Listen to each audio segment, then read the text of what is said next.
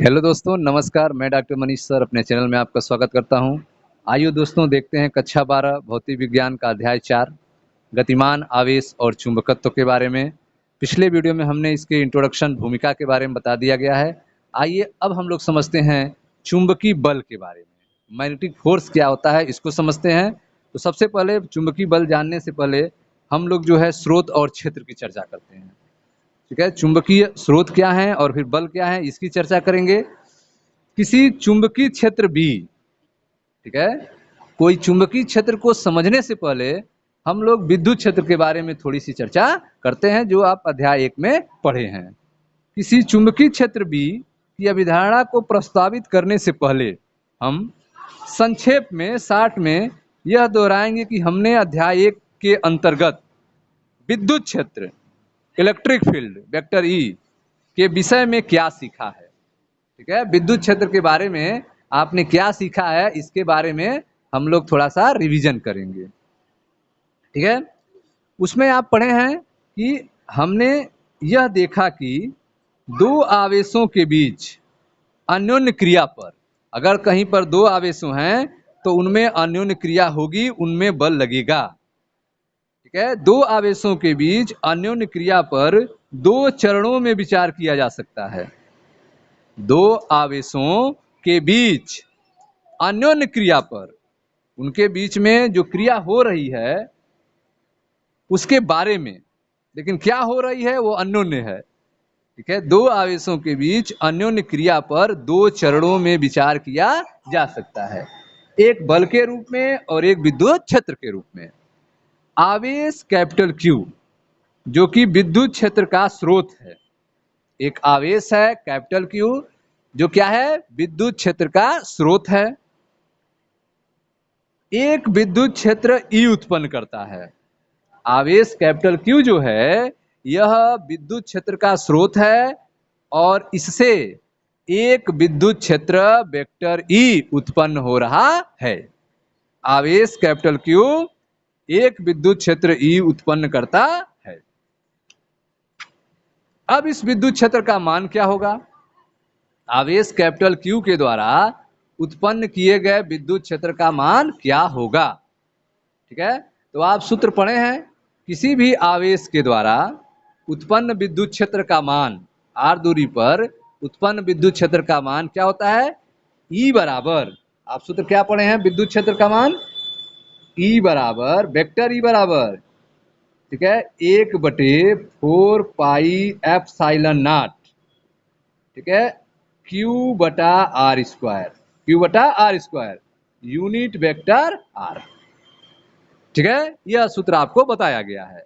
किसी भी capital Q आवेश के द्वारा आर दूरी पर उत्पन्न विद्युत क्षेत्र का मान क्या होगा?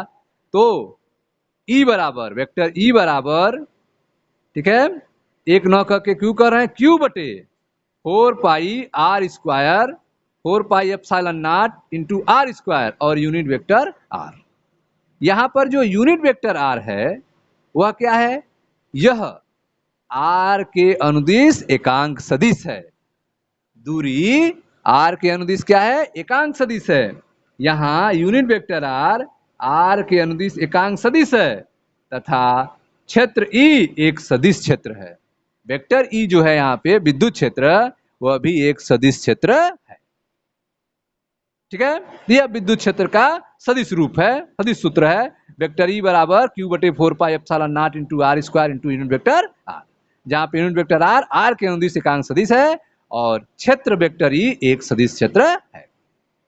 ठीक है, कोई आवेश क्यू, कोई आवेश स्मॉल क्यू इस क्षेत्र से अन्योन्य क्रिया करके एक बल का अनुभव करता है। ठीक है, कैपिटल क्यू है जो एक विद्युत क्षेत्र उत्पन्न कर रहा है, जिसका मान क्या होगा? तो ई बराबर 1/4 पाई एप्सिलॉन नॉट क्यू बटे आर स्क्वायर होगा। ठीक है, यह विद्युत क्षेत्र का मान होगा और उस विद्युत क्षेत्र में कोई आवेश स्मॉल क्यू आ जाए तो इस क्षेत्र से अन्योन्य क्रिया करेगा और इस पर एक बल लगेगा। इस क्षेत्र से अन्योन्य क्रिया करके एक बल का अनुभव करेगा। वह बल कितना होगा? वह बल होगा F बराबर क्यू ई। वह बल कितना होगा? F बराबर क्यू ई, वेक्टर F बराबर क्यू इंटू वेक्टर ई। या कूलाम का नियम, F बराबर Q1 Q2, ठीक है, F बराबर स्मॉल q कैपिटल Q बटे 4 pi epsilon not r square into unit vector r, ठीक है। F बराबर QE लिख सकते हैं, या फिर यह क्या हो जाएगा, E का मान रख देंगे तो F बराबर हो जाएगा स्मॉल q कैपिटल Q बटे 4 pi epsilon not r square unit into unit vector r, ठीक है। अब जो है, जैसा कि अध्याय 1 में निर्दिष्ट किया जा चुका है कि विद्युत क्षेत्र वेक्टर E मात्र शिल्प तथ्य ही नहीं है बल्कि इसकी भौतिक भूमिका ही है। विद्युत क्षेत्र E जो है केवल बनाने का, केवल फिगर को डिजाइन करने का कार्य नहीं करता है, इसका फिजिकली इंपॉर्टेंस भी है, इसका भौतिक महत्व भी है। अध्याय 1 में निर्दिष्ट किया जा चुका है, आप जान चुके हैं कि विद्युत क्षेत्र जो E है वो मात्र एक शिल्प तथ्य ही नहीं है बल्कि इसकी भौतिक भूमिका भी है, ठीक है। क्या काम करता है यह ऊर्जा तथा संवेग संप्रेषित कर सकता है। विद्युत क्षेत्र क्या कर सकता है, विद्युत क्षेत्र जो है ऊर्जा को, संवेग को संप्रेषित कर सकता है। यह ऊर्जा तथा संवेग को संप्रेषित कर सकता है तथा यह तत्क्षण ही स्थापित नहीं हो जाता है। विद्युत क्षेत्र जो है तुरंत स्थापित नहीं हो जाता है बल्कि वरन इसके फैलने में परिमित समय लगता है। विद्युत क्षेत्र के फैलने में समय लगता है, यह तुरंत नहीं स्थापित हो जाता है, तुरंत ही नहीं फैल जाता है, ठीक है। तो विद्युत क्षेत्र जो वेक्टर E है यह मात्र एक शिल्प का विषय नहीं है, इसका भौतिक महत्व है। यह ऊर्जा तथा संवेग को संप्रेषित कर सकता है तथा यह तत्क्षण ही स्थापित नहीं होता है बल्कि इसे फैलने में परिमित समय लगता है, ठीक है।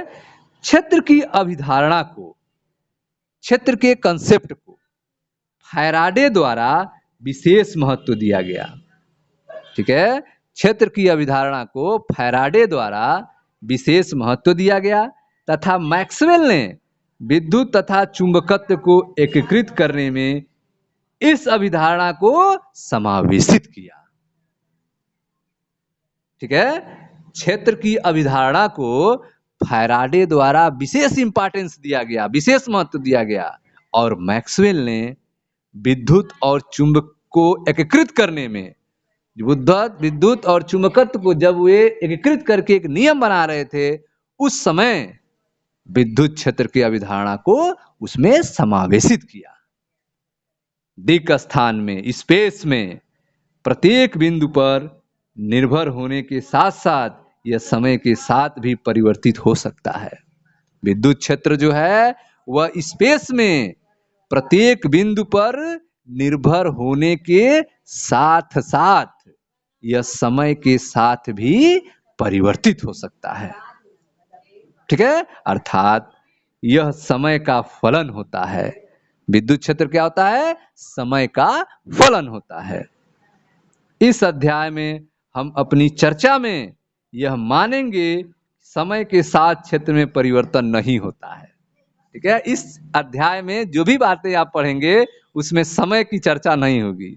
समय के साथ क्षेत्र में परिवर्तन नहीं होता है यह मानकर हम लोग पढ़ेंगे, ठीक है। लेकिन वास्तव में स्पेस में प्रत्येक बिंदु पर निर्भर होने के साथ साथ यह समय के साथ भी परिवर्तित हो सकता है, अर्थात यह समय का फलन होता है। लेकिन इस चैप्टर में हम यह मानेंगे कि समय के साथ क्षेत्र में परिवर्तन नहीं होता है, ठीक है।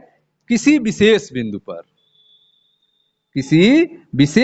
पर विद्युत क्षेत्र तथा, ठीक है, किसी विशेष बिंदु पर विद्युत क्षेत्र एक अथवा अधिक आवेशों के कारण हो सकता है, ठीक है।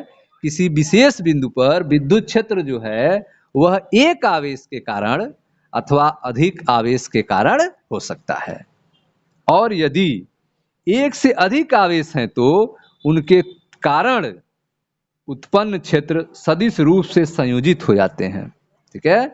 यदि एक से अधिक आवेश होंगे यदि एक से अधिक आवेश होंगे तो उनके द्वारा जो उत्पन्न क्षेत्र होगा, विद्युत क्षेत्र होगा, उसको वेक्टर रूप में ऐड कर लेंगे, उनको सदिश रूप में संयोजित हो जाते हैं, उनको संयोजित कर लेते हैं, वे अपने आप संयोजित हो जाते हैं। आप पहले अध्याय में यह सीख चुके हैं कि इसे अध्यारोपण का सिद्धांत कहा जाता है। ठीक है, तो जब केवल एक आवेश है तो उसके विद्युत क्षेत्र जो उत्पन्न होगा उसमें सदिश योग नहीं होगा, लेकिन यदि एक से अधिक आवेश होंगे तो उनके कारण जो उत्पन्न क्षेत्र होगा वह सदिश रूप में संयोजित होगा, और यह अध्यारोपण का सिद्धांत कहा जाता है। एक बार यदि क्षेत्र ज्ञात है तो परीक्षण आवेश पर बल का समीकरण,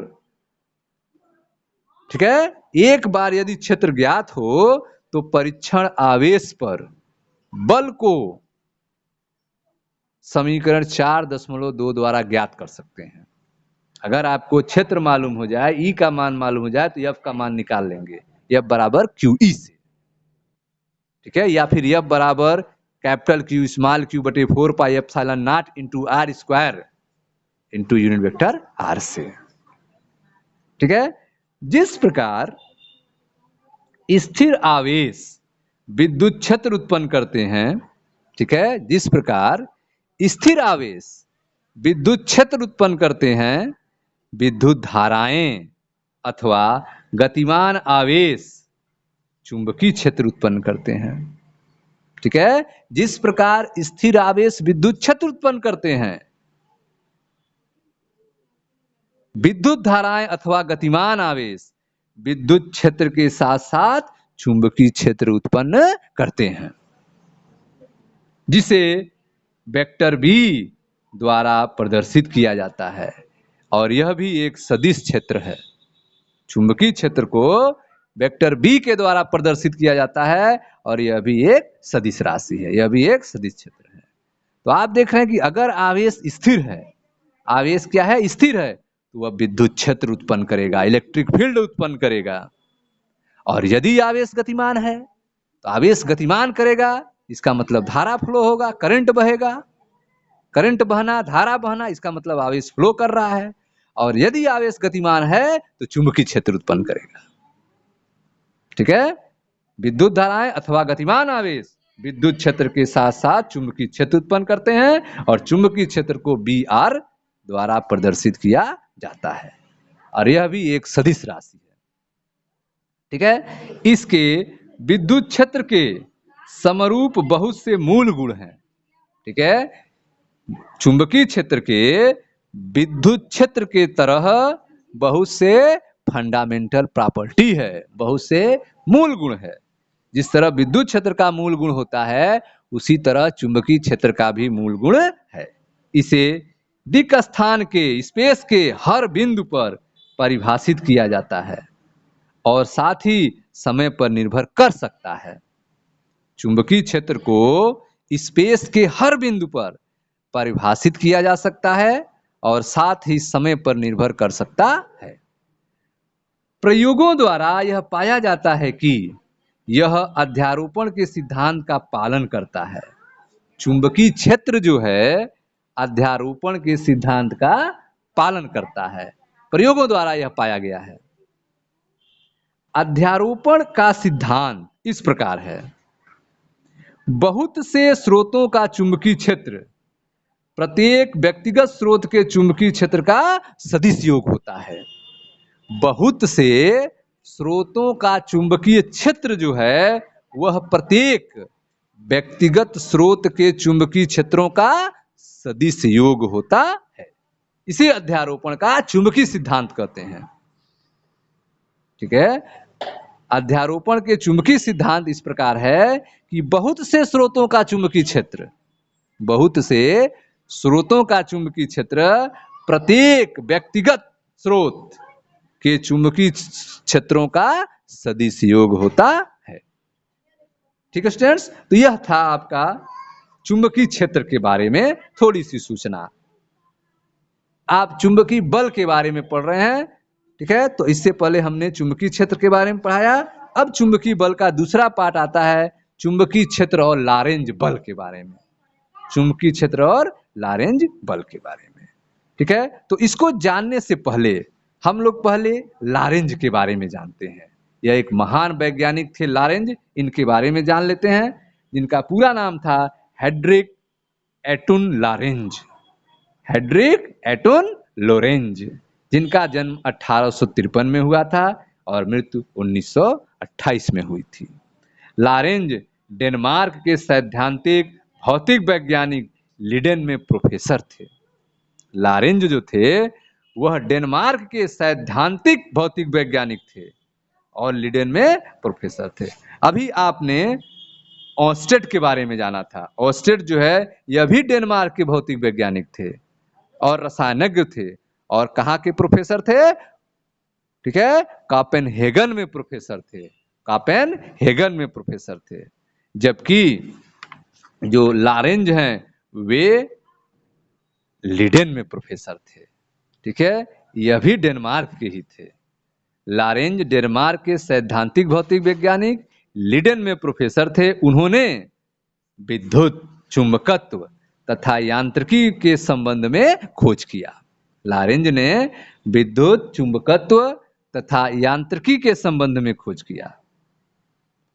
प्रकाश उत्सर्जकों पर चुंबकीय क्षेत्र के प्रेक्षित प्रभावों की व्याख्या करने के लिए, ठीक है, उन्होंने प्रकाश उत्सर्जकों पर चुंबकीय क्षेत्र के प्रेक्षित प्रभाव, जिसे जीवान प्रभाव कहा जाता है, ठीक है, की व्याख्या किया। उन्होंने प्रकाश उत्सर्जकों पर चुंबकीय क्षेत्र के प्रेक्षित प्रभावों अर्थात जीवान प्रभाव की व्याख्या करने के लिए इन्होंने परमाणु में वैद्युत आवेशों के अस्तित्व होने को अभिगृहित किया। परमाणु में वैद्युत आवेशों के अस्तित्व होने की अवग्रहण किया। इन्होंने माना कि परमाणु में वैद्युत आवेश का अस्तित्व है। इसके लिए उन्हें 1902 में नोबेल पुरस्कार दिया गया।